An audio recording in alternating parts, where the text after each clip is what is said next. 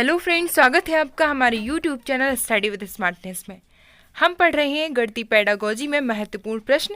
तो चलिए स्टार्ट करते हैं टाइम ना खराब करते हुए, और आप कॉपी पेन लेकर बैठ जाइए। हमारा पहला क्वेश्चन है, हमारे लिए गणित का क्या महत्व है। तो गणित का क्या महत्व है, हमारे ऑप्शंस हैं अनुशासनात्मक, चरित्रात्मक, सुनागरिकता या विकासात्मक। तो फ्रेंड्स, हमने देखा कि चरित्र से गणित का कोई रिलेशन नहीं है, सुनागरिकता ये भी नहीं हो सकता, ना ही विकासात्मक। विकासात्मक है कहीं ना कहीं, लेकिन गणित को एक सिस्टमेटिक वे से, एक अनुशासन से किया जाए तो इसका ज़्यादा रोल है। तो ऑप्शन नंबर ए इसका राइट आंसर होगा। ठीक है, नेक्स्ट क्वेश्चन है, गणित शिक्षण का मुख्य उद्देश्य है। तो फ्रेंड्स, गणित शिक्षण का यहाँ पे मुख्य उद्देश्य क्या है? चरित्र निर्माण या सवाल हल करना, मनोवैज्ञानिक दृष्टिकोण का विकास या मनोरंजन। तो गणित का मुख्य उद्देश्य है मनोवैज्ञानिक दृष्टिकोण का विकास। ठीक है, एक अच्छा दृष्टिकोण बनाना। नेक्स्ट क्वेश्चन है, गणित शिक्षण में किस सहायक सामग्री का उपयोग सबसे अधिक किया जाता है। तो फ्रेंड्स, गणित शिक्षण में हम देखेंगे कि क्लास में चार्ट्स, श्यामपट्ट चौक, पोस्टर या टेप रिकॉर्डर। तो सबसे ज़्यादा श्यामपट्ट और चौक का, श्यामपट्ट ब्लैक बोर्ड, इसका सबसे ज़्यादा उपयोग किया जाता है गणित सिखाने में। ठीक है, चार्ट्स के माध्यम से हम गणित इतनी आसानी से नहीं सिखा सकते कि जब तक उसे प्रयास ना कराया जाए। ठीक है, तो श्यामपट्ट और चौक का बहुत रोल है। ऑप्शन नंबर 20 का राइट आंसर है। नेक्स्ट क्वेश्चन है, कौन सी विधि स्वक्रिया सिद्धांत पर आधारित है। स्वक्रिया यानी कि स्वयं करके देखना। तो वह कौन सी विधि है? विश्लेषण विधि, संश्लेषण विधि, खेल विधि या आगमन विधि। तो फ्रेंड्स, हम देखेंगे कि विश्लेषण विधि में चीज़ों को अलग अलग किया जाता है। ठीक है, संश्लेषण विधि में जोड़ा जाता है, और खेल विधि जो कि बच्चे खुद से भी खेल सकते हैं, खेल खेल के माध्यम से सीख सकते हैं या शिक्षक उन्हें सिखा सकते हैं।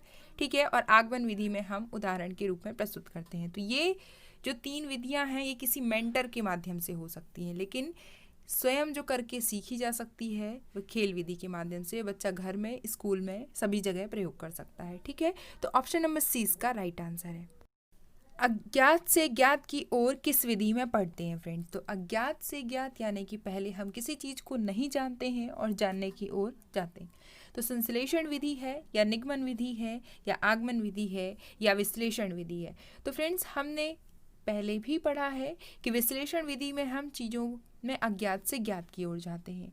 ठीक है, वहाँ पे चीज़ों को चुनते हैं और ढूंढने की कोशिश करते हैं। तो ऑप्शन नंबर डी इसका राइट आंसर है। नेक्स्ट क्वेश्चन है, संश्लेषण शिक्षण विधि किस शिक्षण विधि की पूरक है। तो फ्रेंड्स, संश्लेषण विधि जो कि खोज पर आधारित है, खोज पर आधारित, और यह निगमन विधि की पूरक है। आगमन विधि, विश्लेषण विधि या प्रयोगशाला विधि।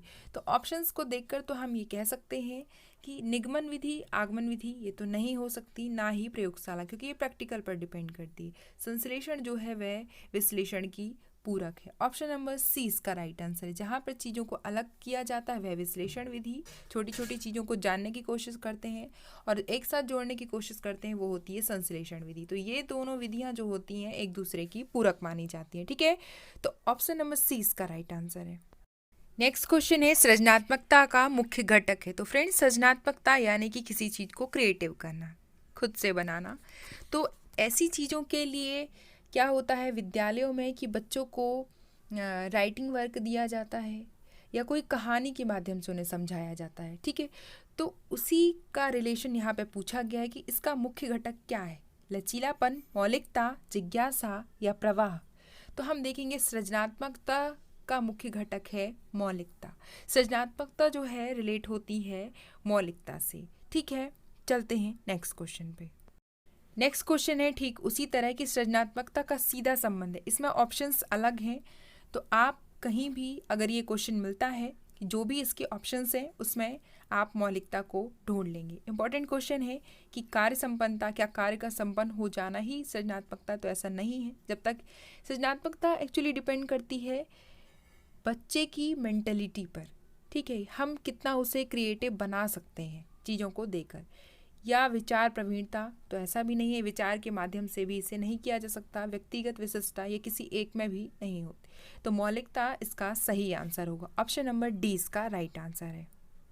नेक्स्ट क्वेश्चन हम देखेंगे, मूल्यांकन होता है। तो मूल्यांकन क्या होता है? प्राप्य उद्देश्य या व्यक्तिगत होता है, या कौशल का होता है, या छात्र की रुचि का होता है। तो मूल्यांकन एक प्रकार की जांच है। जो हमने बच्चों को पढ़ाया सिखाया है, हम वही चीज़ देखते हैं कि हमारे जो उद्देश्य थे, जो हमने जिस उद्देश्य के आधार पर उनको पढ़ाया, जो भी हमें सिखाना है, जो हमने पढ़ा दिया है, तो वह हमें प्राप्त हुआ है कि नहीं। तो इसका राइट आंसर होगा ऑप्शन नंबर ए, प्राप्य उद्देश्य। मूल्यांकन जो है डिपेंड करता है प्राप्य उद्देश्य पर कि हमने अपने उद्देश्य को प्राप्त किया है या नहीं, या किस आधार पर। जब हम पाठ्य योजना तैयार करते हैं, वहाँ पे भी हम मूल्यांकन के उद्देश्यों को लेकर चलते हैं, ठीक है। तो वही चीज़ यहाँ पूछी गई है, तो ऑप्शन नंबर ए इसका राइट आंसर है। नेक्स्ट क्वेश्चन है आपकी स्क्रीन पर कि नैदानिक परीक्षाएं किस प्रकार के बच्चों के लिए आयोजित की जाती हैं। तो निदान में क्या होता है कि हम बच्चे की कठिनाइयाँ त्रुटियाँ देखने की कोशिश करते हैं, और ये परीक्षाएं, ये जो जांच की तरह किया जाता है, ये किन के लिए है? तो विकलांग, मंदबुद्धि, विदेशी या प्रतिभावान। तो इसका आंसर तो आप समझ गए होंगे, ये मंदबुद्धि बालकों के लिए है निदानिक परीक्षाएं की उनके कठिनाई स्तर को जानना, उनकी त्रुटियों को जानना कि वे कोई भी चीज़ क्यों नहीं सीख पाते हैं, क्यों अच्छे तरीके से सॉल्व नहीं कर पाते। तो ऑप्शन नंबर 20 का राइट आंसर है। नेक्स्ट क्वेश्चन है नए सूत्र एवं नियम प्रतिपादित किए जा सकते हैं फ्रेंड्स। तो नए सूत्र एवं नियम जो हैं वो चित्रकला कौशल में, पहचानने के कौशल में, गणितीय कौशल में या वैज्ञानिक कौशल में। तो हम जानते हैं कि नए सूत्र व नियम वैज्ञानिक कौशल में प्रतिपादित किए जा सकते हैं। नई नई चीज़ें वहाँ पे डेवलप की जाती हैं, नए नए समय में नई नई चीज़ें समय के अनुसार बदल दी जाती हैं। तो ये संभव है वैज्ञानिक कौशल में, ठीक है, scientific skill. Option number D इसका राइट आंसर है। प्रतिभावान एवं मंदबुद्धि बालकों को बांटने के लिए प्रश्न पत्रों में क्या विशेषता होनी चाहिए? तो प्रतिभावान और विशेष मंदबुद्धि बालकों को बांटने के लिए दोनों में डिफरेंस के लिए व्यवहारिकता, विश्वसनीयता, विभेदीकरण या वस्तुनिष्ठता। तो वस्तुनिष्ठता होगा, ऐसा क्या है? तो देखिए, प्रतिभावान और मंदबुद्धि बालक ये दोनों अलग अलग हैं, इसलिए इसमें विभेदीकरण ज़्यादा इम्पॉर्टेंट है। दोनों को अलग अलग सेक्शन में रखकर, अलग अलग वर्ग में रखकर, इन्हें विभाजित कर उनके अनुसार उन्हें शिक्षा दी जाए तो ज़्यादा बेहतर है। तो ऑप्शन नंबर सी इसका राइट आंसर है। नेक्स्ट क्वेश्चन है तार्किक चिंतन एवं मूर्त से क्रियाशीलता आवश्यक है। तो देखिए, तार्किक चिंतन एवं मूर्त से जो क्रियाशीलता है, इसमें से कौन सी है? समाज केंद्रित शिक्षा, बाल केंद्रित शिक्षा या पाठ्यक्रम केंद्रित शिक्षा या शिक्षक केंद्रित शिक्षा। तो फ्रेंड्स, हमने देखा कि तर्क, चिंतन और चीज़ों को मूर्त यानी कि सामने दिखाना, उसके द्वारा समझाना, ये एक्टिविटी जो होती है ये बाल केंद्रित शिक्षा में आती है, ठीक है, यानी बच्चों को ध्यान पर रखकर जो शिक्षाएं दी जाती हैं। तो ऑप्शन नंबर 20 का राइट आंसर होगा। तो फ्रेंड्स, हमने गणितीय पेडागोजी में बहुत इंपॉर्टेंट क्वेश्चन पढ़े। ये क्वेश्चन आपको कैसे लगे आप हमें बता सकते हैं, और हमारे चैनल से जुड़े रहें, अपनी तैयारी को इसी तरह स्ट्रॉन्ग करें। वीडियो को लाइक करें, शेयर करें, सब्सक्राइब करें। Thanks for watching. जय हिंद।